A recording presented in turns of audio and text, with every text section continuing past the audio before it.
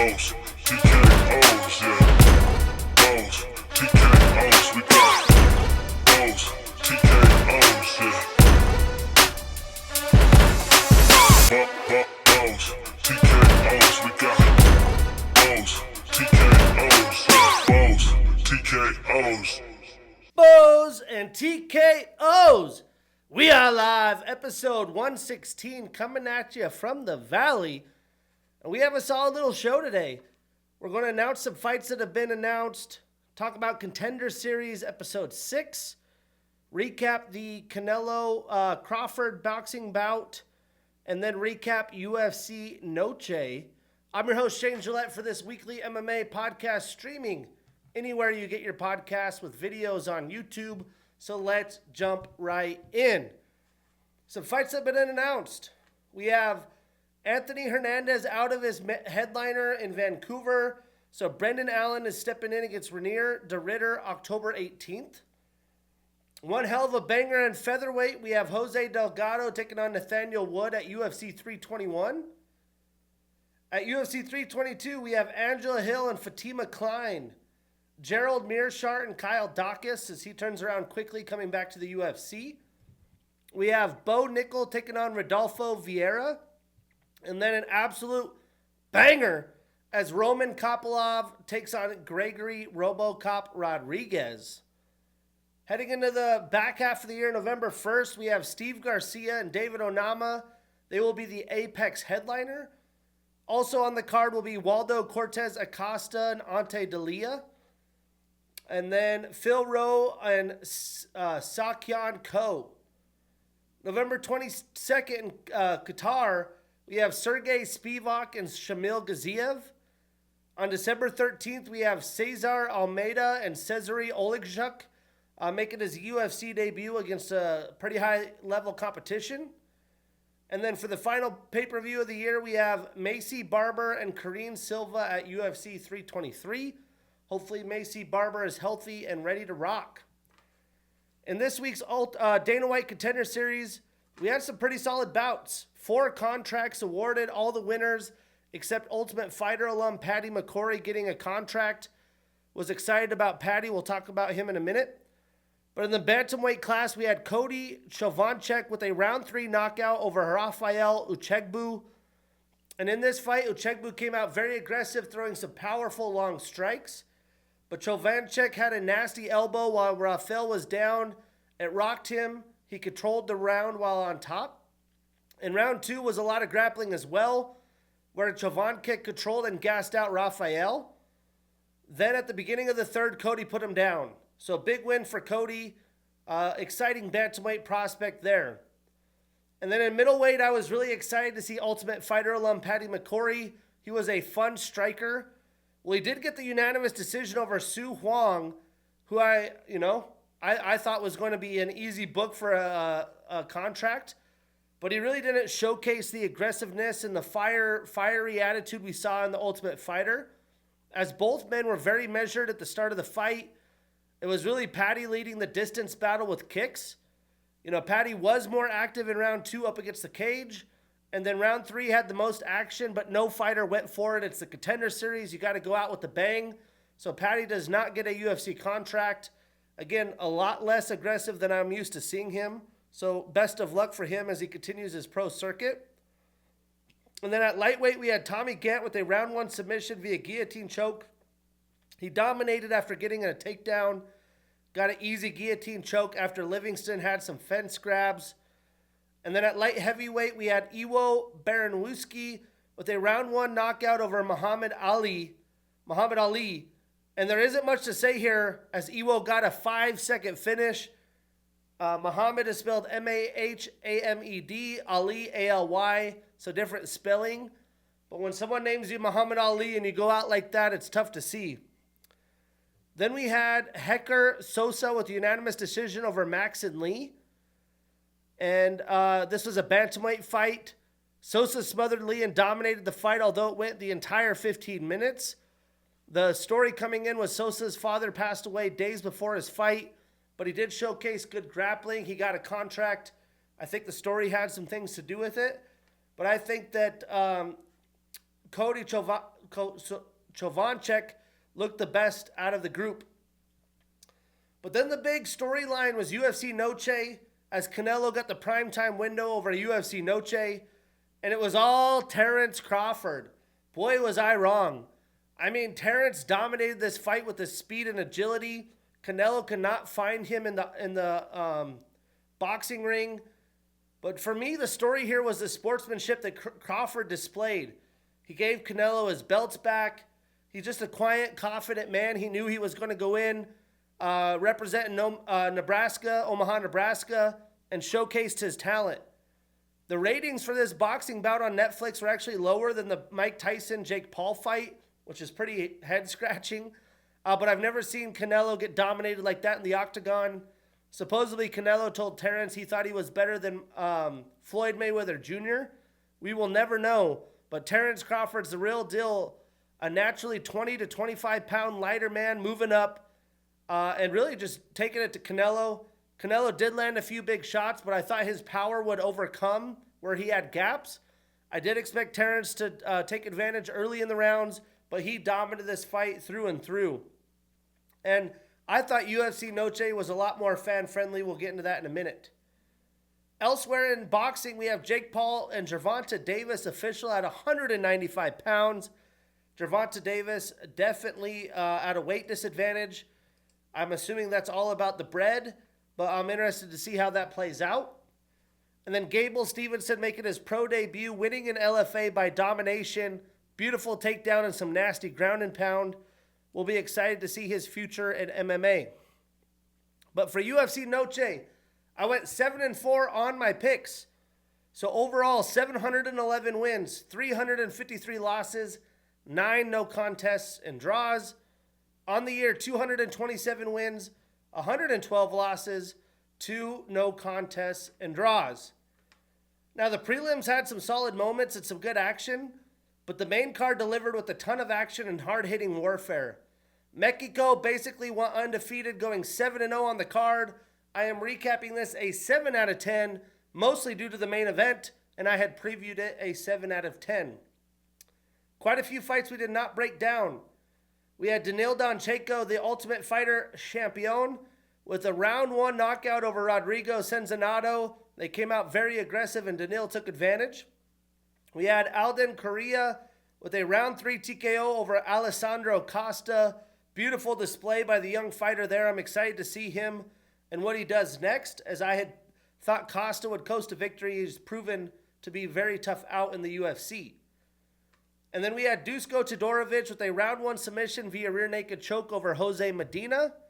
And Santiago Luna with a round 1 knockout over Kwang Lee. Performance of the night, 50 G's for Luna.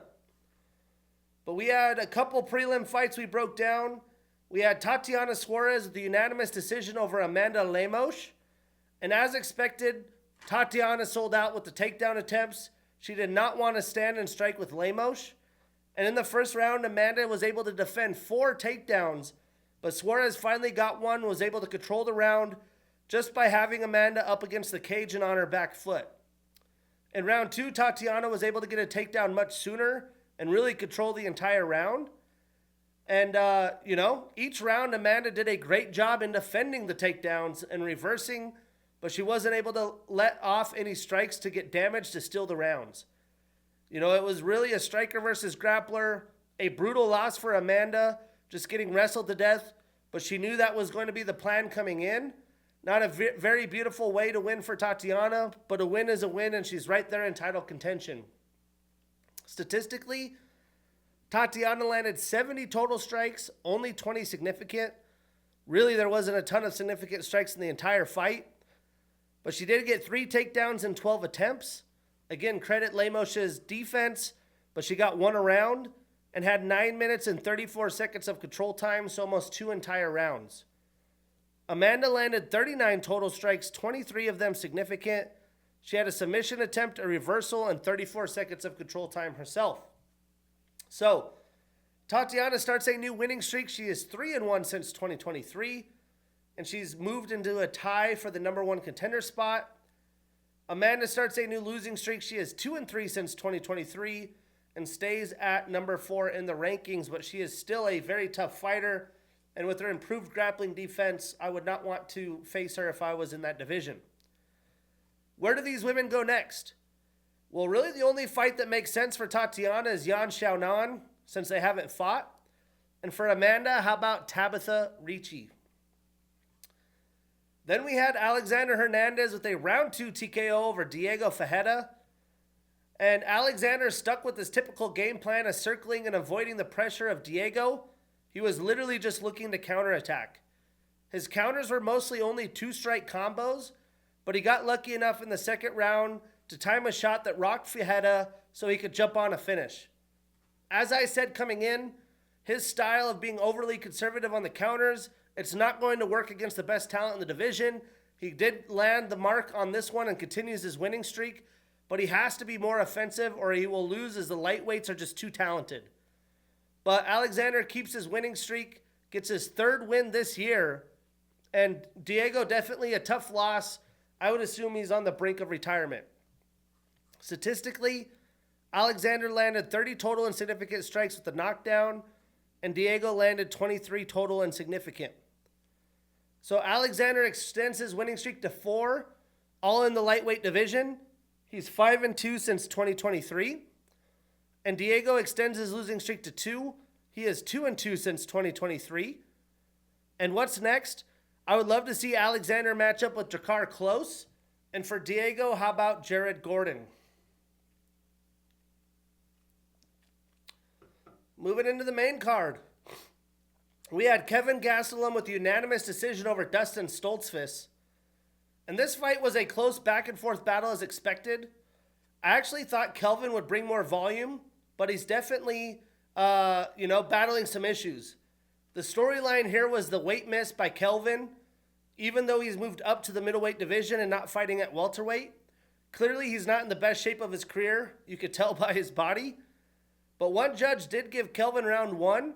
I had it a clear Dustin round, and the next 2 rounds were really close.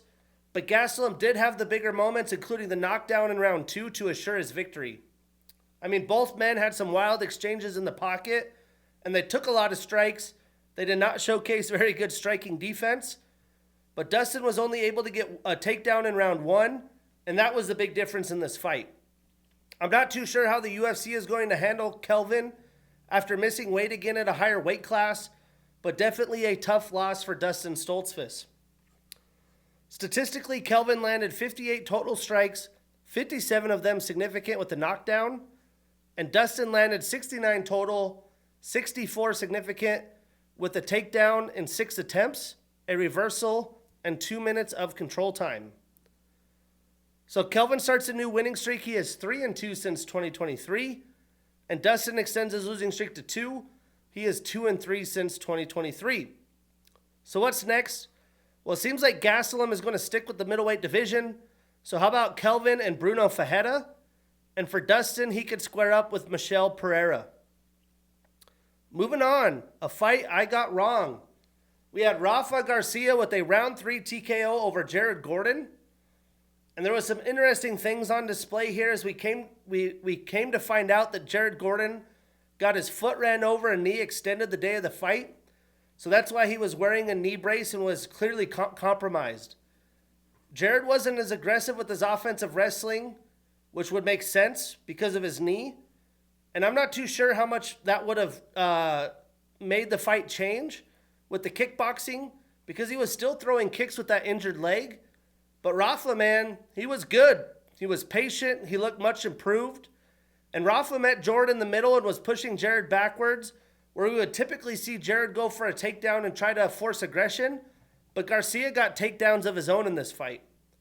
There wasn't a lot of defense shown by either man here. Not much head movement. Rafa ended up with the finish close to the end of the fight, but he was also winning on the scorecards. I think this ends Jared's run at the top of the division. And for Rafa, this provides a whole new world of opportunity for him, a very big win. But, yeah, the knee thing is interesting. I'm not too sure how much it would have played unless Jared continually got takedowns. But statistically, Rafa landed 107 total strikes, 91 of them significant.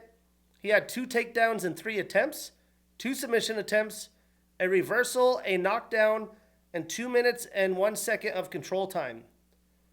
And Jared landed 80 total strikes, 65 of them significant, and he had 1 takedown in 3 attempts. So Rafa extends his winning streak to 2. He is 3-1 since 2023. And Jared starts a new losing streak and moves to 2-2-1 since 2023. So what's next? Well, I think Rafa and Michael Johnson would be a ton of fun, while Jared could take on Chase Hooper. Then in the co-main event, another fight I got wrong, we had David Martinez with a unanimous decision over Rob Font. And I knew David was a power striker with a ton of potential. I watched him on the Contender Series, but I did not think he could keep up his intensity that he had in round 1 for 15 minutes. He was willing to take risks. He continued to mix up his combos beautifully, and his vicious kicks were on full display against a very good vet in Rob Font. Now, Rob had his moments in this fight as well. He had that tight boxing stance, high guard, showcased good defense, but David just kept throwing serious smoke at Rob, and Rob had to try and weather the storm as it wouldn't allow him to come forward. In round 1, David switched stances, which really eliminated the ability for Rob to piece him up with his jab like he does most of his opponents, and David threw way more strikes to win round 1. In round 2, David definitely slowed down for some of the output that he had in round 1. He seemed exhausted, and Rob started landing some big shots. He actually had David wobbled to go and take round 2 and set up a winner-takes-all round 3. Well, in round 3, David went after Rob. He had him backing up with his guard high, and Rob wasn't able to pressure forward and get enough volume off himself. A brutal loss for Rob, especially after beating a couple up-and-coming prospects. But David, at only 27 years old, is the absolute real deal.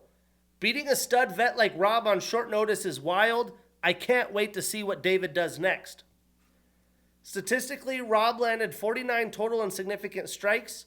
He was 0 for 5 in takedowns and had 59 seconds of control time. And David landed 115 total, so more than double, with 62 significant, so about 13 more significant. He was 0 for 2 in takedowns and had 33 seconds of control time. So David now extends his winning streak to 9, 3-0 in the UFC. He moves into the rankings at number 11. And Rob ends his 2-fight winning streak. He starts a new losing streak. He's 3-3 since 2023 and moves down 3 spots in the rankings to number 12. So what's next? Let's book David against a top 15 opponent in Marcus McGee. That's an absolute banger. We don't need to rush him up the rankings. And for Rob, how about Henry Cejudo in his retirement fight? But the whole story about UFC Noche was this main event with the bad blood and all, where Diego Lopez had a round 2 TKO over Gene Silva, performance of the night and fight of the night, double cash for Diego Lopez. He's been a bonus machine. And with all the shit talking and buildup, this fight sure did deliver.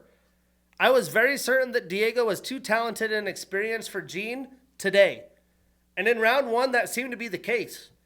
Much like his teammate Alexa Grasso did against Valentina Shevchenko, when Gene tried to pull off a spinning technique, Diego jumped on his back and got an easy takedown.